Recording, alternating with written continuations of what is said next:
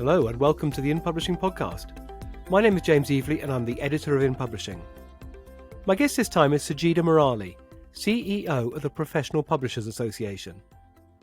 Before joining the PPA last year, Sajeeda had a successful career in sales at a number of publishers, including Incisive Media and Euromoney. Transition has been a recurring theme in Sajeeda's career to date. She tells me about her approach to transition management.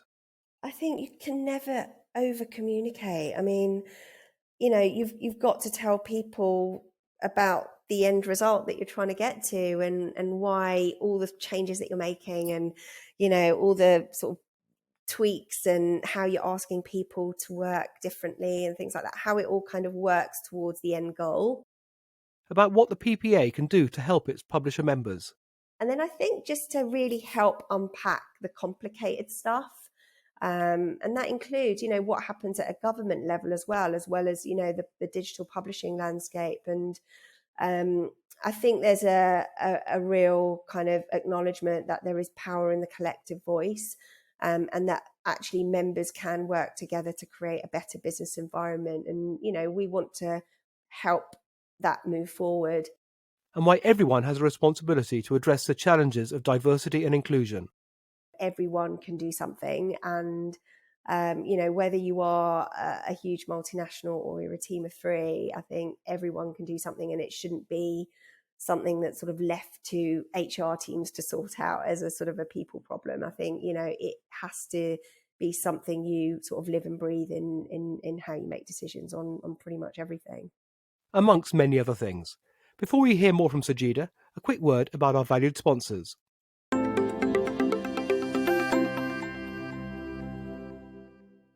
We would like to thank our podcast sponsor, Air Business, a market leader in distribution and subscription management services for the publishing industry.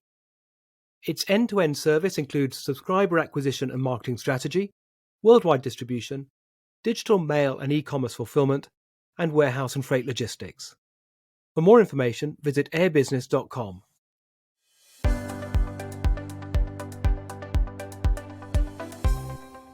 Saj Merali, welcome to the InPublishing podcast. Thank you for having me, James. Now, you've just completed your first year as PPA CEO. I think it was September last year that you were appointed. How are you enjoying it?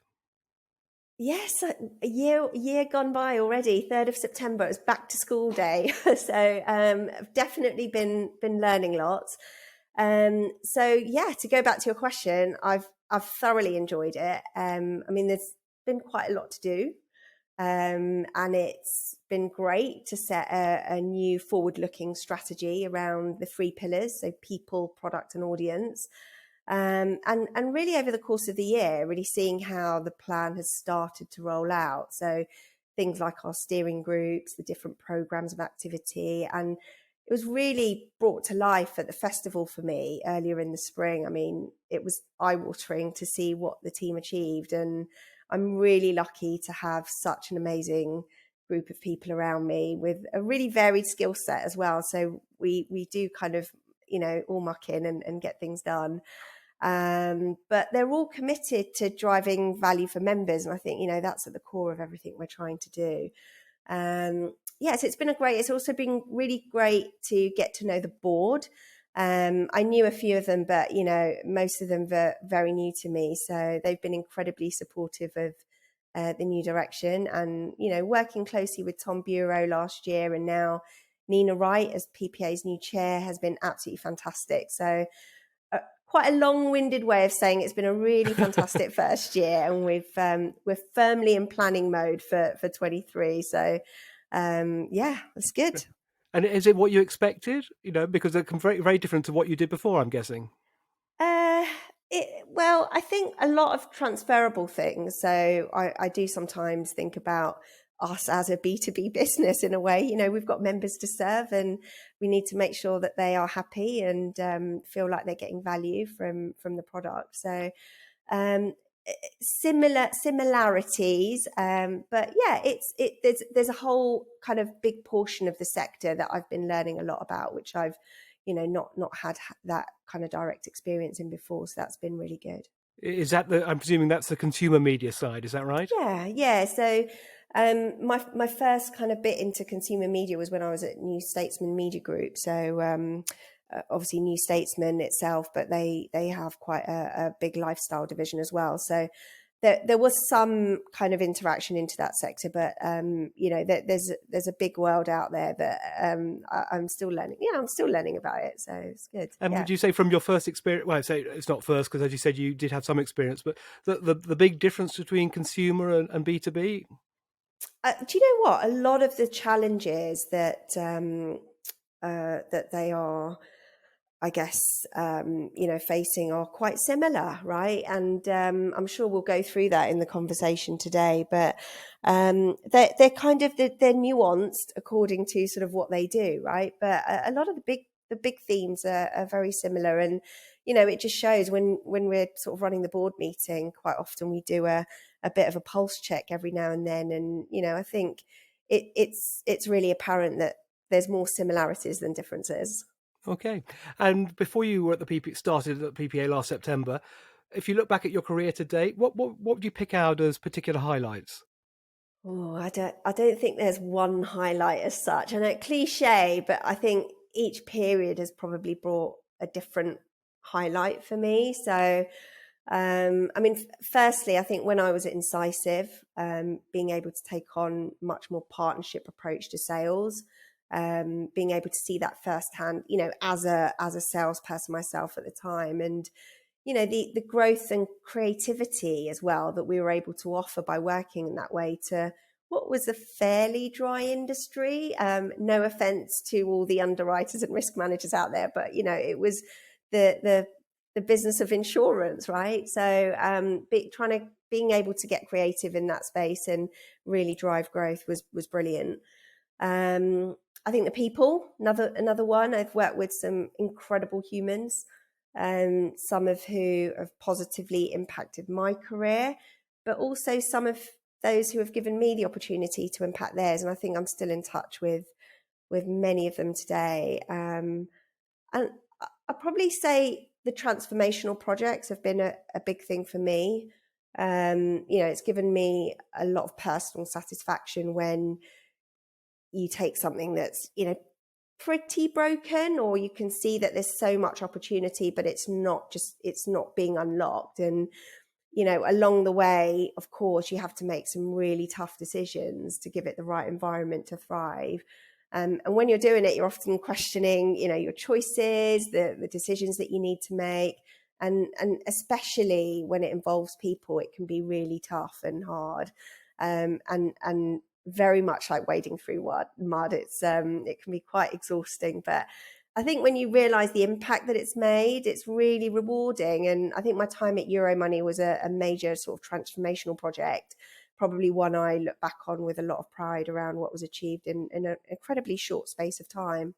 So what kind of transformations are we talking about? Are we talking kind of departmental level or digital transformations? What kind of projects were you taking charge of? I think that one was a bit of an all-rounded one, right? Because it was operational. So, I'm thinking back, but the really strong brand, really strong sort of trusted journalism that was going out there. But I think the operations of the business was it didn't fit with the opportunity that was there with that brand. And I think so operational changes there, a lot around processes and how things were being commercialized, bringing new products into play, launching new products. So it was literally anything you can think of was part of that time. But it was really hard, but it was great to look back and sort of have that epiphany moment where you think, oh my God, I can't believe this is the same business. So yeah, that was good.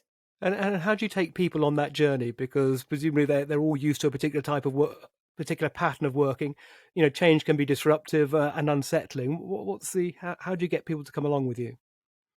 I think you can never over communicate. I mean, you've got to tell people about the end result that you're trying to get to, and why all the changes that you're making, and all the sort of tweaks and how you're asking people to work differently and things like that, how it all kind of works towards the end goal. So yeah, I think it's about communicating, and it's also about being kind.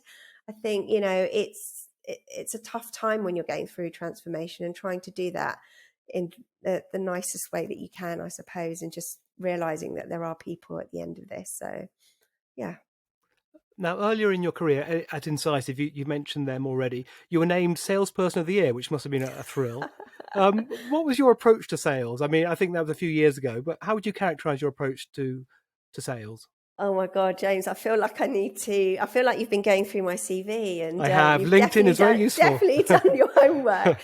I mean, that was a really long time ago, and thinking back, but I think the reason that I won that award was that it was probably at a time where, you know, things were still being sold by platforms. So at the time, I remember we had like a print team and a digital team and an events team. And, you know, the reality is it's not how clients want to buy.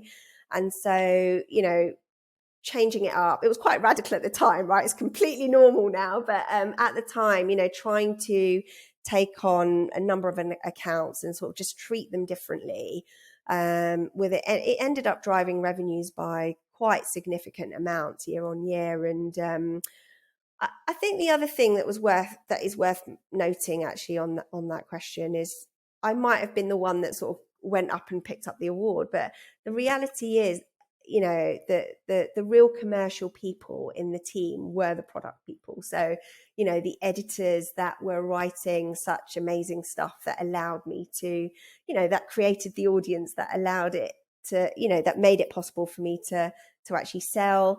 I know that my MD of digital at the time was really happy to come and join me out on meetings and things like that. So I think it was definitely a group effort. And also, I think a key part of sales people's roles is that, you know, you have to understand what the client's needs are, but then bring in the right people to help land that message. It's not always about doing everything yourself. And I think that's relevant today, even in my current role, right? So, but thank you for reminding me of that. Well, congratulations sometime later. But if you look at how the sales teams have evolved, you mentioned the move from single platform to multi-platform. Are there other ways in which the sales function at publishing companies has evolved over the last 10 years or so? I mean, it really is a completely different world, right? I remember there were times when you actually had incoming calls, you know, people wanting to book double page cover wraps and all those sorts of things, but it's a lot tougher. And you know, I think big kind of structural changes, you know, customer success is in a way, I mean, you're saying it's last 10 years or so, you know, that this isn't a very new thing, but it's definitely something that's evolved over the last 10 years. You know, salespeople, and I can say this because, you know, this is my background, but not always the most detail orientated. So having someone completely focused on delivery for a client, you know, that's been a big shift towards bringing more value for the client. And especially at a time where, you know, the understanding of ROI and, you know, understanding the metrics that a particular campaign might have delivered and all of those things becomes much more important. So I think that's been something that I've seen that's quite different. Data, audience storytelling, you know, I remember when all you really had was circulation and a pass on readership, but it's incredibly more sophisticated now. And, you know, using these audience insights to then even think about how you set pricing based on the value of the reader and how engaged they are, and, you know, all of those things. So that's been a huge shift, just thinking about audiences at sort of different stages of the funnel. And then I think there's really just, you know, been a real move away from just selling on a particular brand to really thinking about audience segments. But I think that's linked to how data is being used more effectively. And I said this at the beginning, but it is actually a lot harder. You know, there's a lot more competition now, which isn't just the other publishers in the room. So, you know, thinking about the platforms and, you know, the other ways that consumers and people working in sort of industry are, you know, are there's competition for time, right? And that makes it harder to get cut through. And I think, you know, that standout thing is a big piece as well. Would you say the skill sets of people within sales teams have changed? Um, I think, I've always been quite consultative in my approach. So I've liked to understand what the needs are for a client and then sort of take them on that journey with me and, work together on building a co-creating, if you like. And I think that was just important then than it is now, as it is now. Skill set. What I would say though, I think there's probably a slightly different expectation in terms of how business is done, and whilst that relationship building is just as important, I think there's much more around value and ROI and helping the client to get the buy-in to what you might speak to somebody and they really like what you're pitching or what you're selling them, but actually it's rarely just one person's decision anymore. So giving them the tools and helping them to sell that internally, I think is a newer skill. But yeah. Now, the publishing industry has changed hugely in the recent past, as you've alluded to, and as we all know. As a trade body which represents publishers, what challenges has the PPA itself faced? I mean, I'm only in year one, right? So I can get away with saying it's we're still kind of working our way through that. But you're absolutely right, right? We are currently in a really sort of difficult landscape, right? So changing business models, new and evolving revenue streams, volatile kind of economic landscape and political landscape. You've got the war on talent, fast evolving sort of digital space as well. So all of that, everything that affects our members affects the PPA too. And we're going through our own budget process for next year, and some of the cost hikes that are coming through are like, oh my god, we're going to have to be incredibly responsible and creative around how we make sure that we really drive what is going to give members the biggest impact. And what changes have, I mean, as you say, you're year one, so it's early days, but well, what changes are you making? Is the body making, in response to the challenges? So I think, look, in terms of what changes we've made and how our mission has evolved, so to speak. Well, we set the strategy at the end of last year, and obviously we built it around the role that members really need us to play. So they need the opportunity to collaborate with other people that share similar challenges, and it's about us bringing those different individuals and functions together to share knowledge, share best practice, address some of these sort of key things keeping them up at night, and kind of help them build their own strategy around that.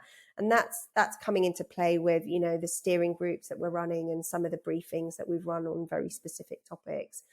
I think the other bit that members want from us is really helping to better the reputation of the sector. So the work around ED&I and our commitment to net zero are things that are definitely at the forefront of some of our agenda items. And then I think just to really help unpack the complicated stuff.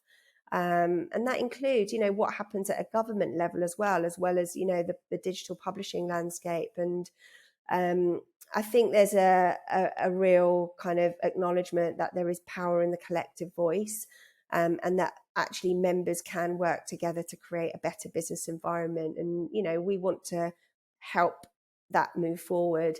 I mean, in terms of, the tough landscape and what we're doing to help with that, I think, pricing is an interesting topic where, we're really thinking about how businesses can think about their own pricing strategies. We've actually teamed up with Simon Kutcher, who'll be running a couple of webinars later on this year on pricing strategies, and because ultimately improving on your yield can absolutely sort of affect that bottom line. So that's one of the things coming up, but there'll be a number of items, right, that are really thinking about the overall mission, I suppose, that we have, making sure that member value sort of remains at the core of what we're doing. And in terms of sharing knowledge and problem solving, is this typically through your main events, or are you doing webinars? How are you passing this knowledge out to members? Yeah, so we've obviously got core events, and we are running a number of steering committees at the moment on different topics. So we have a group that comes together regarding subscription strategies and membership strategies. We have a group that comes together on, business media specifically, and sort of a leadership group that comes together there. We're launching a digital collective, which is really thinking about, digital product strategies, and all of our members are sort of invited to play a role in those sorts of things. So there's a whole list that we can, obviously direct you to afterwards. But I think that webinars, yes, absolutely, reaching people that can't necessarily come together in the room, making sure there's opportunities around that.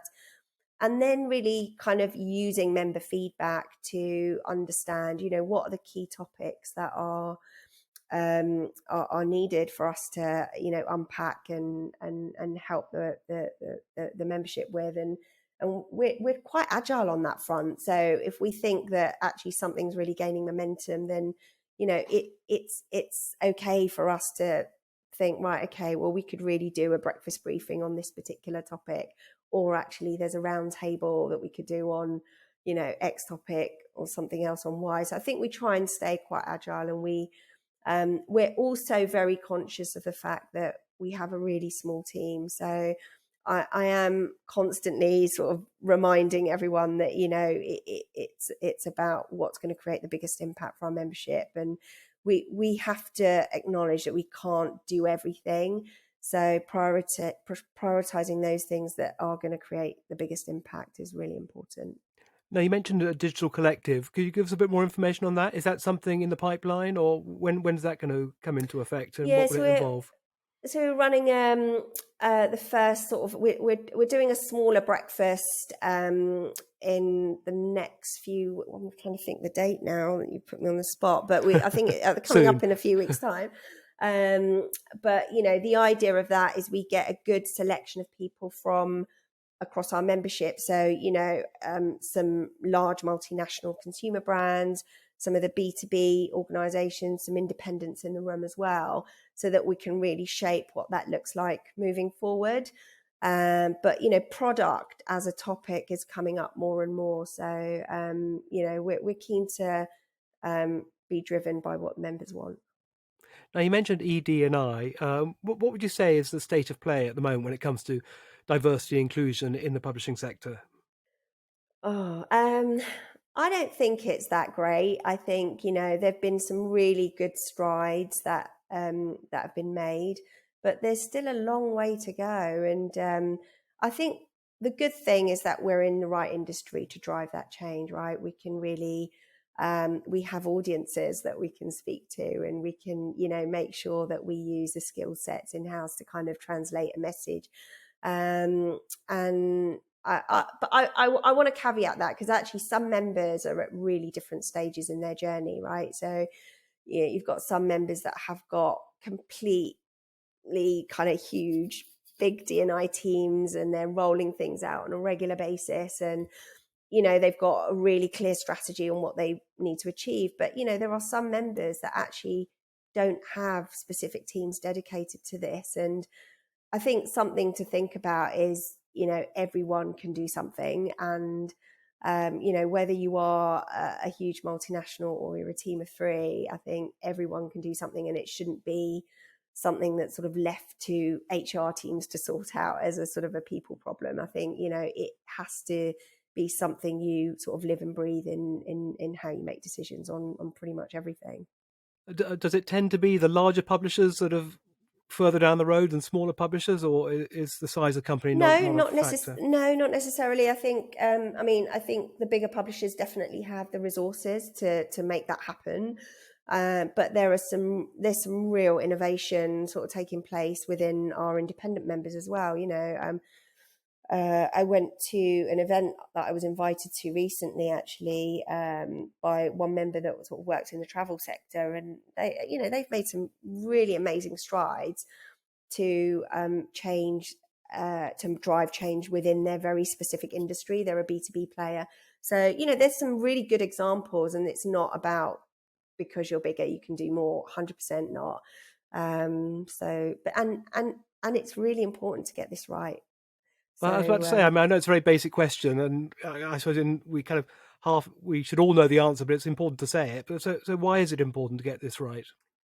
Well, apart from it being the right thing to do, there is just so much research to suggest that, the impact that it can have from a commercial perspective. So, the makeup of your teams and ensuring that you're able to attract and retain the right talent, but also how we sort of represent within the content that we're putting out. Representation is important, and you need to think about who you're getting who's contributing to your articles, the images that you're using. It absolutely has to reflect the audiences that we're trying to reach as an industry. And in terms of practical steps, as you said, some companies are further down the road than others. For let's say a company which hasn't done as much as they should have done, and maybe they're aware of that, what practical steps can they take to kind of advance things more quickly?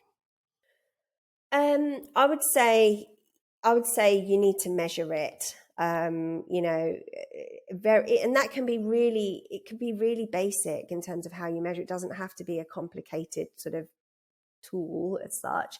Thinking about who's writing your content or producing it. I know a number of members actually using BBC 50/50, which was free.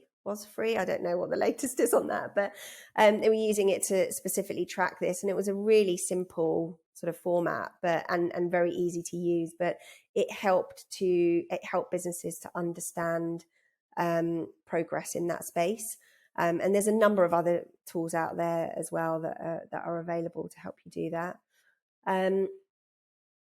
I think thinking about your recruitment strategy, thinking creatively about how you can reach out to new candidates, and how you can make sure that it feels like an industry that is the right industry for diverse candidates as well. So recruitment strategy is another thing. And then I think you just need to start somewhere. I think it's one of these big topics that can be incredibly overwhelming, right? There is a lot to do, and you can start going down that rabbit hole of, right, which bit do you start with first? Do you think about ethnicity? Do you think about gender, disability? It can be mind-boggling, but and I think alongside that, you will probably have people pulling you in all types of directions. But I think, being able to start somewhere and building on it. And I think actually the examples that I've seen across our sector is where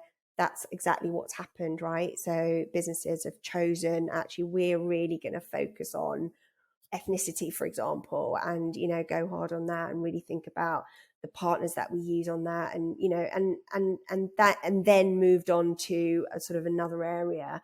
I think those are really successful stories that I'm hearing. So I think start somewhere, and otherwise it just becomes this thing that falls into the too difficult bucket. So yeah, that would be my definite top tip. Okay. Now, in 2018, Saj, you were the winner of a Woman in Advertising and Communication Award. And I believe the award comes with a grant to help the winner further their career. Could I ask, what did you spend yours on? I spent it on an executive coach. So that was my first experience into this, and I really enjoyed the experience, and I'm now I'm a big fan of this, because I think generally, we have generally as a sector no issue spending money on our clothes or our homes or our kids and things like that, but investing in your career, I think, is super important. Career therapy, as I like to call it. All right. For those who haven't been lucky enough to have an executive coach, what does that involve? And look, it doesn't have to be super expensive, right? You can get coaching at different levels, and I was really lucky to have that sort of first insight into it. But I think setting goals specifically around your career direction and where you wanted that to go.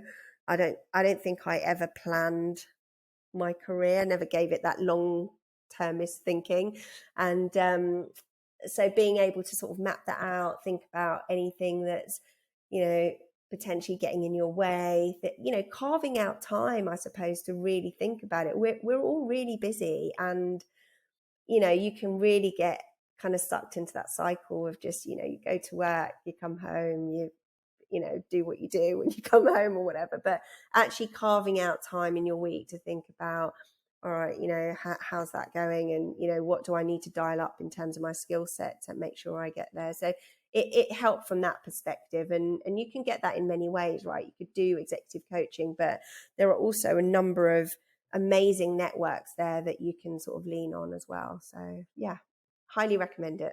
Excellent. And in terms of, we talked about, what publishers can do to improve the diversity and inclusion situation, but what advice would you give to people from underrepresented groups who want to get into publishing? So looking at it from their point of view.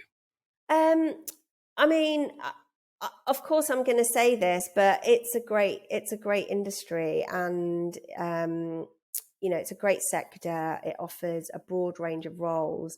But most importantly, and I touched on this before, it has the real power to drive change and really make a difference. And that's true for whether you're in editorial or not. And actually, you know, we've got a really active ED&I group, and this is a topic that comes up quite a lot, actually. And we've just teamed up with Project 23 to help us with this work. So they're a really great sort of ED&I consultancy, lots of experience directly in the sector, perfect fit. And you know, really thinking about how we go out as an industry to attract the right talent. So we've decided to run a hackathon alongside our 30 Under 30 awards, which are coming up later this month. And it's using the help of our amazing winners and previous alumni as well to help formulate a brief, actually, that we can give to a design agency. And really thinking about how we might represent the industry as a great place to work.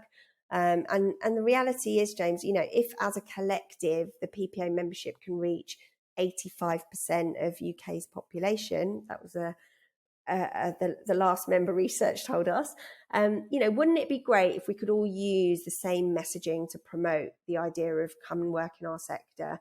So we're starting that process, and yeah, let's see, watch this space. You know, maybe we've got a great campaign coming up. That's very exciting. So that campaign, presumably you would kind of give to members and encourage them to use it in their titles, on their websites and the like. Yeah, hopefully you will as well, James. So all right. I'll wait for the artwork to come through. But so that's, what kind of timescale is that? You mentioned the hackathon is coming up soon. Is that something for rolling out in the new year, by the sound of things? Well, I mean, let's see what comes out of it. We're just sort of dipping our toe in, you know, into this, but we're running the hackathon on the 20th of this month. And, you know, we've got some great mentors involved to kind of help shape the day and the different workshops. But let's see. Yeah, I'm Very excited exciting about that one. Definitely. Yeah, absolutely.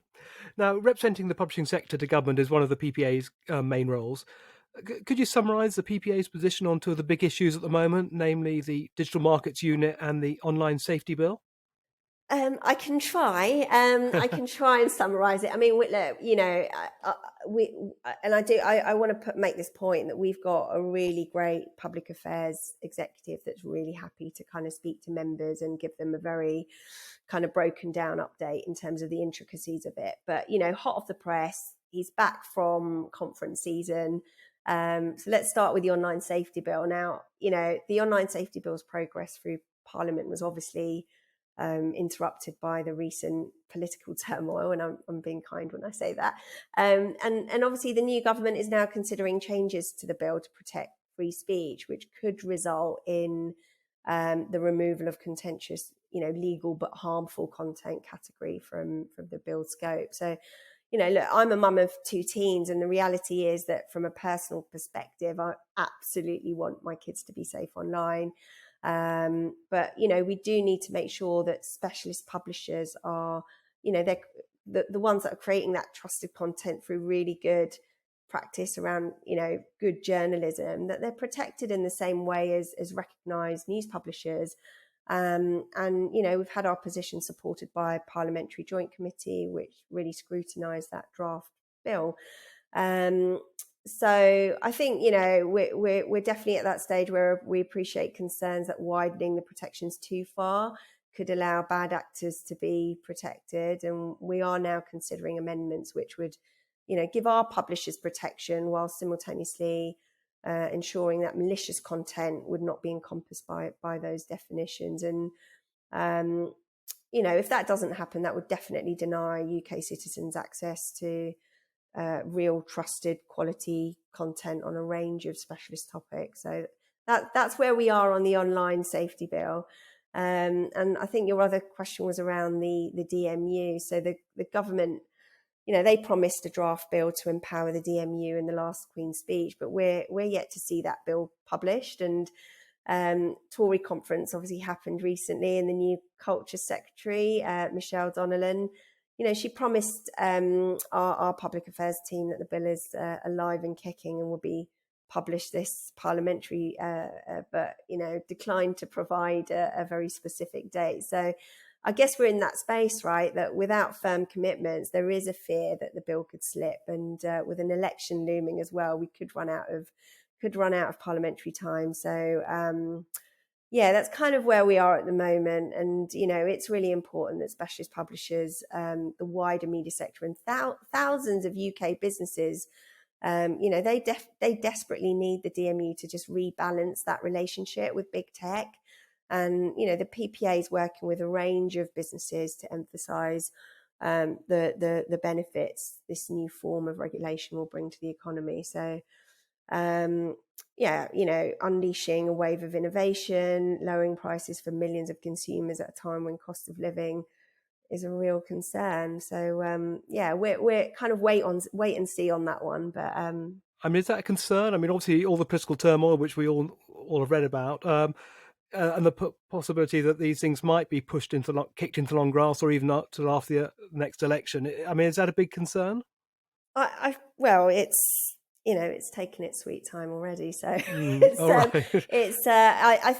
think this is one where you know, yeah, it is a concern, right? It is a concern, and I would encourage members that, you know, want to dive deeper into that to speak to our public affairs team and see how they can get involved in, you know, being part of putting that message forward. Okay, and in terms of, you know, looking forward, obviously we've got recession coming possibly, but looking beyond that, how do you see the publishing sector evolving over the next few years? It's already been a period of huge change. You know, where do you see the trends and the sector moving in the next few years?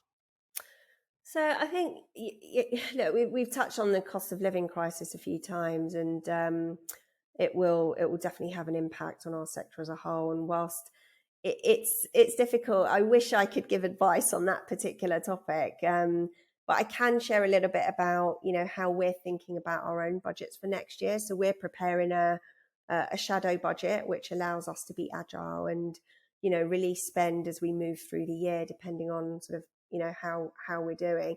But in terms of how the publisher sector might evolve, you know, what it might look like in 10 years. I wish I had a magic ball, right? We can't even predict the next quarter at the moment, let alone the next 10 years. But, you know, some things coming up, obviously the removal of cookies, which could be great for the sector. And actually, you covered that in some depth recently. I read the article that you wrote with Pete Wooten yesterday, which is really great. And I know John Barnes did one recently with you too. And I think would definitely encourage your listeners to have a read of both of those things on that topic. So, okay, absolutely. But, you know, I think with the increase of fake news, misinformation, that piece around trusted journalism, as mentioned a few times already today, but it's making our sector increasingly desirable.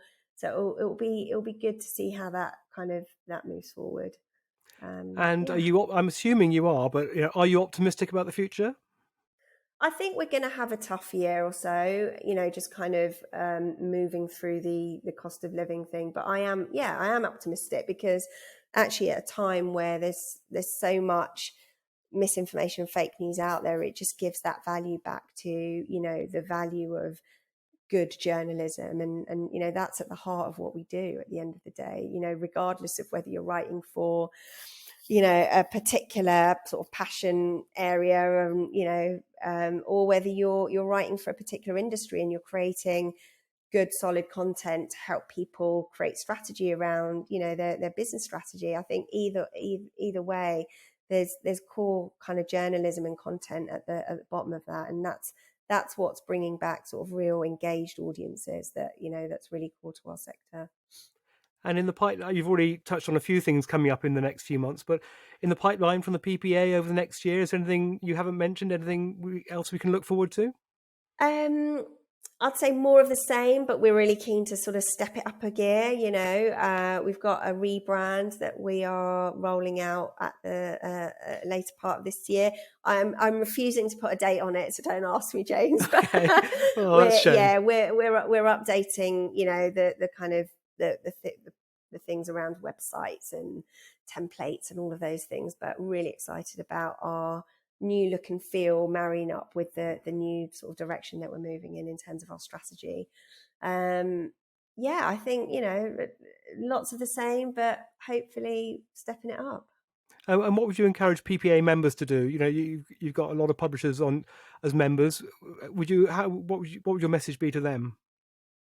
From what perspective? Well, in terms of how they can get more out of their membership, in terms of engaging with the PPA itself, and vice versa.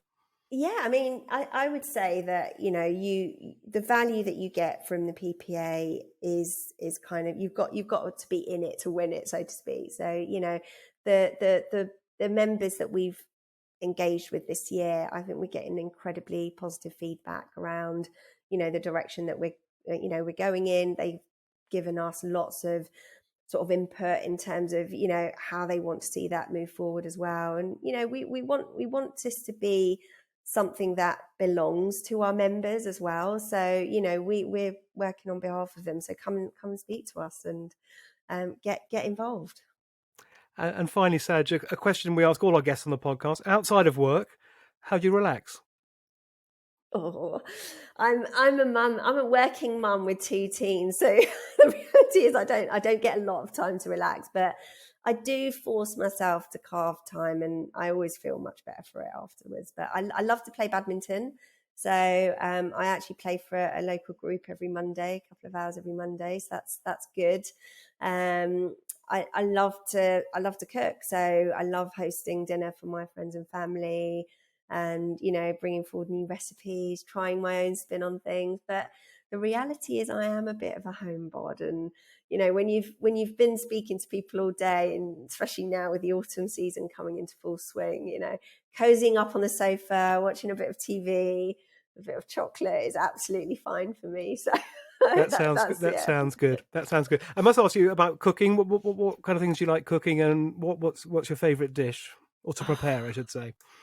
Well, my family's from Kenya, and a lot of the recipes that I cook actually have been sort of passed down, really, and I've added my own sort of twist to things as we've kind of gone. So I've got a really great chicken dish which I test anyone. No, I don't think anyone can make chicken like that one. So, but that's been handed down through my family, and It often comes out at the various dinner parties. So yeah. Sounds good. So Sajeeda Merali, thank you very much for being our guest on the InPublishing podcast. Thank you very much, James. It was lovely talking to you.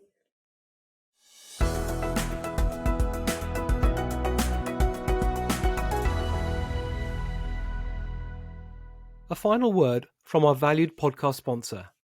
Air Business is trusted by 4,000 publications and 3 million happy subscribers, with 10 million customer records on file. It processes £500 million each year in 22 currencies and delivers over 300 million items. Find out more at airbusiness.com.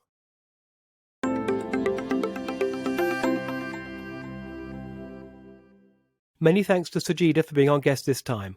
I particularly liked her approach to diversity and inclusion. Everyone can do something. You don't have to be a big publisher. You just have to start somewhere. You can find out more about the Professional Publishers Association at their website, ppa.co.uk. For more information about us and to listen to previous podcasts, please go to our website, inpublishing.co.uk. You can also register to receive our free magazine and newsletter at the website inpublishing.co.uk/register. Thank you for listening. We'll be back in a few weeks' time for another podcast. Bye for now.